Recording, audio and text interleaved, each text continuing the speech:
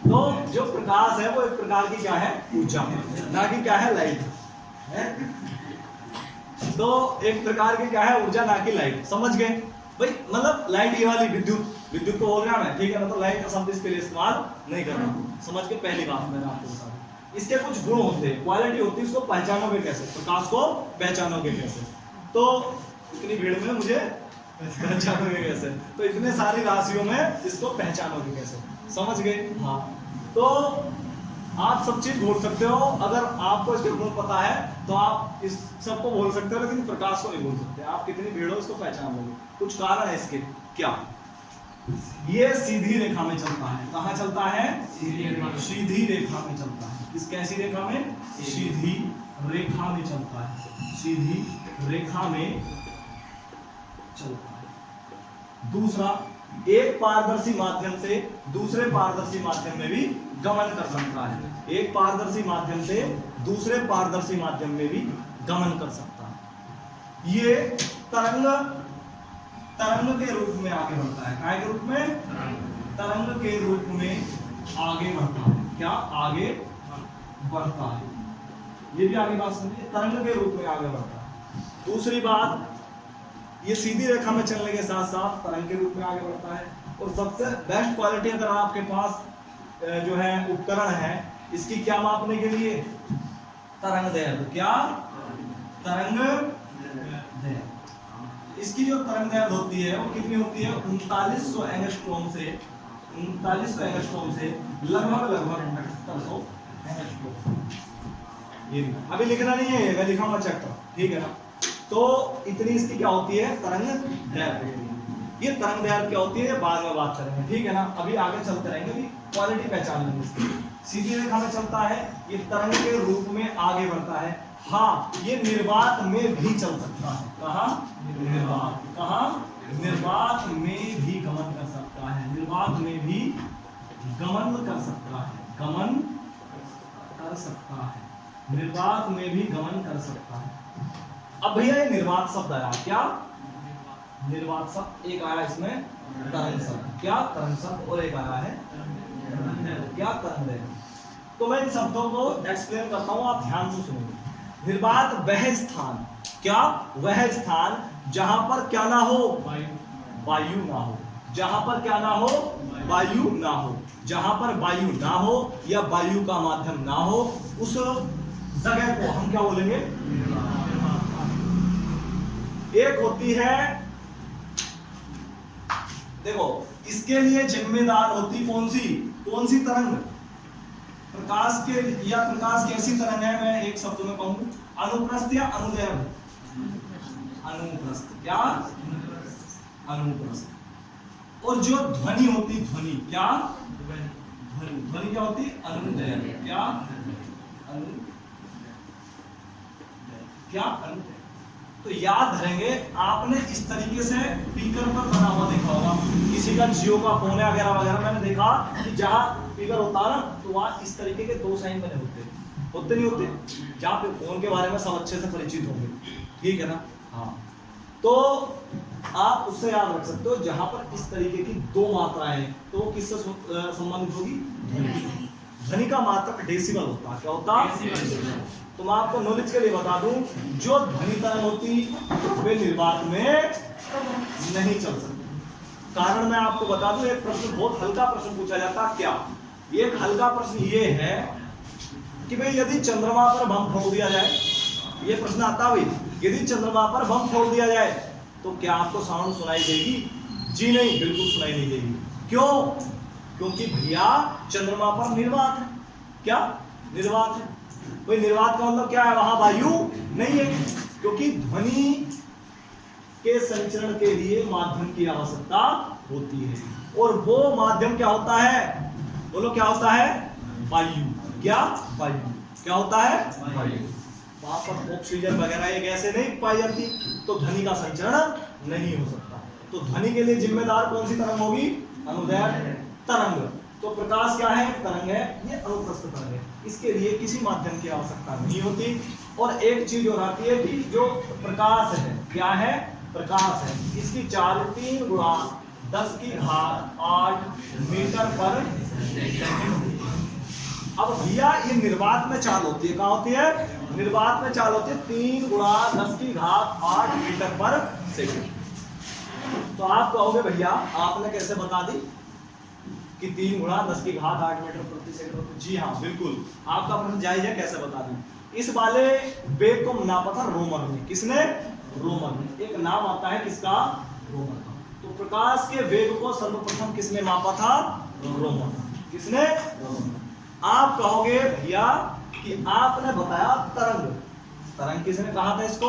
तो ये भी प्रश्न पूछा जाता है एसएससी के रिपीटेड प्रश्न मैं आपको बता रहा हूं, ध्यान से सुन लेंगे क्योंकि एसएससी जीडी वाले बच्चे थोड़े ज्यादा है। यूजफुल सबके लिए, यूजफुल सबके लिए।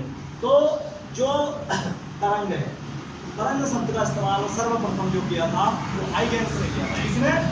हाइगेंस। किसने? हाइगेंस से वैज्ञानिक हुए हैं फिजिक्स से संबंधित, तो उन्होंने क्या बताया था? प्रकाश में कण प्रकृति भी पाई जाती है। क्या? जिसको क्या बोलते हैं बताओ? देखो एक डी ब्रोगली भी हुए हैं। क्या? De Broglie. तो डी ब्रोगली ने कहा था कि प्रकाश जो है क्या है? द्वि प्रकृति है, कण तथा तरंग दोनों के गुण इसके अंदर क्या होते हैं? विद्यमान होते हैं। मैंने आपको वेग बता दिया, किसने मापा था? ये भी बता दिया। किसने? तरंग के बारे में किसने बताया था? हाइगेंस ने। किसने? हाइगेंस ने। मैंने आपको ये भी बता दिया कि भैया किसने किसने बताया था? हाइगेंस ने। किसने बताया था? हाइगेंस। चलो इसको भी छोड़ते हैं। प्रकाश जो है सूर्य से किस प्रकार पृथ्वी पर आता है ना? किसके? बंडल या फोटानों के रूप। वैसे अगर मैं आपको बता दूं, अगर मैं भूगोल की ज्योग्राफी की दृष्टि से बताऊं तो विकिरण के रूप में। किसके? विकिरण के रूप में। और मैं वैज्ञानिक परिभाषा के रूप में बताऊं तो वैज्ञानिक परिभाषा के रूप में मैक्स प्लांक हुए। कौन? Max Planck. उन्होंने अपना क्वांटा सिद्धांत दिया। उन्होंने कहा था कि प्रकाश जो है पृथ्वी पर जो पहुंचता है वो बंडल या फोटानों के रूप में पहुंचता है। बंडल या फोटानों के रूप। समझते नहीं? एक व्यक्ति हुए अल्बर्ट आइंस्टीन, है ना, मॉडर्न फिजिक्स के पिता, फादर ऑफ मॉडर्न फिजिक्स। तो वो बोलते हैं कि E बराबर mc स्क्वायर। E बराबर E होता है यहाँ E फॉर एनर्जी या एनर्जी। आप जो प्राप्त कर रहे हो वो, उनका कहने का मतलब है कि द्रव्यमान और क्या? प्रकाश की चाल, ऊर्जा के ऐसे पहलू हैं जैसे सिक्के पर क्या होता? हेड और टेल। यानी इसके बिना ये संभव नहीं है। भाई एक बात बताओ, किसी के पास सिक्का है उस पर टेल बना हुआ नहीं है, एक साइड छपी हुई है, कोई ले लेगा क्या उसको? नहीं लेगा। अगर एक साइड है धोखे में हो जाए वो चीज ले लेगा, ठीक है ना? नहीं चलेगा। तो यानी ये चीज जरूरी है, ठीक है ना? अल्बर्ट आइंस्टीन, मैं आपको नॉलेज के लिए बता दूं, अल्बर्ट आइंस्टीन का जो जन्म है या आधुनिक भौतिकी दिवस जो मनाया जाता है 14 मार्च को। कब? 14 मार्च को, क्योंकि इस दिन को क्या है? इनका जन्मदिन है। किनका? किनका बोलो? नॉलेज के लिए बता दो। पाई दिवस भी कब मनाया जाता? 14 मार्च को। कब मनाया जाता? 14 मार्च को ही पाई दिवस भी मनाया जाता है। ठीक है, चलो ये सब हो गया। एक बार मैं दोहरा देंगे, मैं थोड़ा इतने इंतजाम ठीक है। मैंने क्या क्या बताया, अभी और बहुत सारी चीजें हैं, धीरे धीरे इसलिए बता रहे हूँ। कोई बच्चे का कह रहे थे भैया बड़े जोर से पढ़ाओ, मैंने यार जोर से ना पढ़ाएंगे तो वो आए ना। एक बार निगाह दौड़ा देंगे। अच्छा एक चीज बताओ मुझे तो, हाँ अभी ये तो वाला प्रश्न तो सबको पता होगा। प्रकाश जो है आसमान से, कहां से? सौरमंडल से। कहां से? सौरमंडल से पृथ्वी तक पहुंचने में कितना समय लगता है? 8 मिनट। कोई कहता 19 सेकंड, कोई कहता 15 सेकंड, ठीक है ना? लेकिन 8 मिनट समथिंग सेकंड ये आप लगाना, जो भी ऑप्शन वो एक ही प्रकार का देगा। कोई कहता 8-19, कोई कहता 8-16, कोई कहता 8-15, लेकिन ज्यादा जो पढ़ा है वो 8-19 पढ़ा जाता है। कितना? 8-19 पढ़ा जाता है। चलो इसको भी छोड़े, तो मैं साफ कर दूं इसे और बता देता हूं। अब जो प्रकाश पृथ्वी पर पहुंच रहा है, मैंने ये भी बता दिया, तरंग के रूप में पहुंचता है या फोटानों के रूप में पहुंचता है या बंडलों के रूप में पहुंचता है या विकिरण के रूप में पहुंचता है। ये तो सबको पता है कि प्रकाश जो है प्रकाश ये हम किससे प्राप्त करते हैं? सूर्य देव से। किससे? ये तो सभी को पता है। किससे? सूर्य देवता से। सूर्य देव निकल गया सूर्य। है ना, कब निकल गए ये आज। और ये भी सबको पता होगा कि बाह्य सतह का जो टेम्परेचर होता है लगभग 6000 डिग्री सेंटीग्रेड। और ये भी सबको पता होगा इस परत को क्या बोलते हैं, कोरोना या क्या बोलते हैं, क्रीट बोलते हैं। क्या बोलते हैं, कोरोना या क्रीट। और ये भी सबको पता होगा कि इसकी जो बाह्य सतह का तापमान तुमने कैसे बता दी, 6000 डिग्री सेंटीग्रेड। जी हाँ, बिल्कुल आपकी बात सही है। ये किससे मापते, पायरोमीटर, या कहीं कहीं आपको स्पेक्ट्रोमीटर भी इसका नाम मिल जाएगा। स्पेक्ट्रोमीटर से भी हम उच्च ताप वाले जो पदार्थ होते हैं या धातु होती है, जो भी ज्वलनशील चीजें होती हैं, उनका जो हम क्या करते हैं, ताप मेंशन करते हैं, ठीक है ना। तो क्या पायरोमीटर, क्या है पायरोमीटर। चलो अच्छा, आप कहोगे कि भैया इतना, भाई देखो हम प्रकाश पढ़ रहे हैं तो जो प्रकाश का मूल स्रोत है उसके बारे में जानना हमारा परम आवश्यक है। समझते मेरी बात में क्या कहना चाह रहे हैं।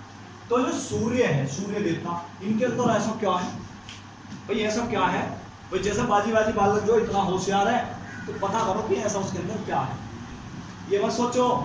अब अगर कोई चार्या है कि सूर्य से ज्यादा प्रकाश मैं देना चाह रहे हो तो लड़ ले, इससे लड़ ले, है तो भैया अपना ही माथा खराब करना अच्छे लोगों से, हार आपकी होनी है तो तय है। तो इसलिए राज का पता कर लो कारण क्या है। लड़ने से तो बेहतर ये उससे पूछ लो कि भाई कारण क्या है, बताया दे हमें, लड़ ले, देखा लड़ने में पास हो जाएगा भसो, तो ठीक है। तो सूर्य का राज का पता करते हैं, राज क्या है इसके अंदर। तो मैं आपको बता दूं, हाइड्रोजन, क्या हाइड्रोजन प्लस हीलियम, क्या हीलियम, क्या इसके अंदर गैसें पाई जाती है। और मैं आपको बता दूं कि जो हाइड्रोजन है, क्या हाइड्रोजन है, इसका ज्वलन ताप सबसे अधिक होता है। क्या होता है, सबसे विद्यमान में प्राप्त अभी तक के तत्व सबसे ज्यादा ज्वलन ताप किसका होता है। और मैं आपको नॉलेज के लिए बता दूं, जिसका ज्वलन ताप जितना अधिक होगा वो अवशेष उतने ही कम छोड़ता। आपने देखा होगा अगर उगले जलाओगे तो इतनी सारी राख तसले भर भर कर निकाल दोगे चूल्हे में से, है ना, उजीना बोलते हैं, उजीना है ना, उजीना भर दिया, ठीक है ना। तो आपने देखा होगा चूल्हे में आप चावल बना रहे हो, दाल पका रहे हो, बना रहे हो, तो भाई ऐसा हो जाता सुबह से शाम हो जा पक्की न दे रही दाल या गली न रही दाल, है ना, तो दाल गलेगी। हम गलवाएंगे, कुकर इस्तेमाल करें। हमने कभी बताया था टेम्परेचर हाई हो जाता है कुकर में, क्वथनांक बढ़ जाता है, तो दाल कैसी भी हो गल जाएगी। बाजी घेड़ी हो दाल, उसमें भी ना गलती, तो वो तुम जानो भैया कैसे गलानी, वो इतनी नॉलेज हमें नहीं है दाल वाल गलाने के चक्कर की। चलो वो तुम गलाओ कैसे गलती। तो मैंने बताया था कि हाइड्रोजन क्या है, ज्वलन ताप सबसे अधिक होता, तो अवशेष की सबसे, तो प्रकृति का सबसे अच्छा ईंधन माना जाता जैन कौन सा, चलो ये हीलियम क्या है। हीलियम मैं आपको नॉलेज के लिए बता दूं, हीलियम क्या है, अकेंद्रीय गैस। क्या है, अब ये अकेंद्रीय गैस क्या होती है, प्रश्न उठेगा नहीं मन में। जी हाँ बिल्कुल, अकेंद्रीय गैस जो है वे गैस नाम से ही इनके कंफर्म हो रहा है कि अकेंद्रीय गैस जो किसी के साथ क्रिया नहीं है, समझते हैं, अकेंद्रीय गैस कहलाती है। अब हीलियम का प्रयोग आपको बताओ, गोताखोर भी करते हैं ना, और हवाई जहाज के टायरों में पहले जो इस्तेमाल होती थी क्या होती थी, नाइट्रोजन होती है, क्या है, लेकिन नाइट्रोजन कभी कभी जल जाती है, क्या जल जाती है, ज्वलन ताप उसका भी ठीक ठाक होता है, रगड़ के तार जब पहिए लैंड करते हैं उसके तो जल जाती थी, तो इसका प्रयोग होता है। आपने देखा होगा मेरे में बच्चों के गुब्बारों में, ये कारण क्या है, ये वायु से भी हल्की गैस है, क्यों, इसका घनत्व जो है वायु के घनत्व से भी क्या होता है, समझ गए बात। तो ये हीलियम, एक नॉलेज का बूट बता दूं ना, एक गैस आती है रेडॉन, क्या, कौन सी, रेडॉन गैस। कहा जाता है कि ये वायुमंडल में नहीं पाई जाती, कहा जाता है वायुमंडल में नहीं पाई जाती। और हाँ, मैं एक प्रश्न आपके सामने प्रस्तुत कर रहा हूँ कि वायुमंडल में, तो लेकिन मैंने यहाँ भी बता रखा है, देखता हूँ कितने बच्चे बता पाएंगे। ये गैस पाई जाती है रेडॉन, क्या रेडॉन। तो मैं आपको प्रश्न दे रहा हूँ, आपको केवल कथन या निष्कर्ष के रूप में मुझे बात बतानी है कि हाँ भैया ये बात ठीक है या गलत है। एक बात है रेडॉन, क्या है, सॉरी ये गैस है रेडॉन। अब आपको एक बात ध्यान रखना है, मैं आपको निष्कर्ष दे रहा हूँ, करना क्या है आपको, या देखना क्या है, नोट क्या करना है। आपने देखा होगा जब आंधी या तूफान आना होता तो एक धुंध सी हो जाती चारों, आने से पहले होती नहीं होती धुंध। तो मैं आपको बता रहा हूँ कि वो जो गैस होती है ना, वो जो धुंध से दिखाई देती है, वो रियल में रेडॉन होती है, क्या होती, जब बेटा ये वायुमंडल में पाई ही नहीं जाती, अब कहाँ है रेडॉन आ गई? What the reason of behind it? क्या राज है, क्या कारण है? आप बताएगा कोई मुझे? ठीक है ना, मेरा प्रश्न आपके लिए कल बताना। हाँ, या वहां लिख देना, समझ गए कहाँ लिखना? चलो, तो रेडॉन है ना मेरा प्रश्न आपके लिए। तो रेडॉन सबसे भारी गैस भी गिनी जाती, किनमें? अक्रिय गैसों और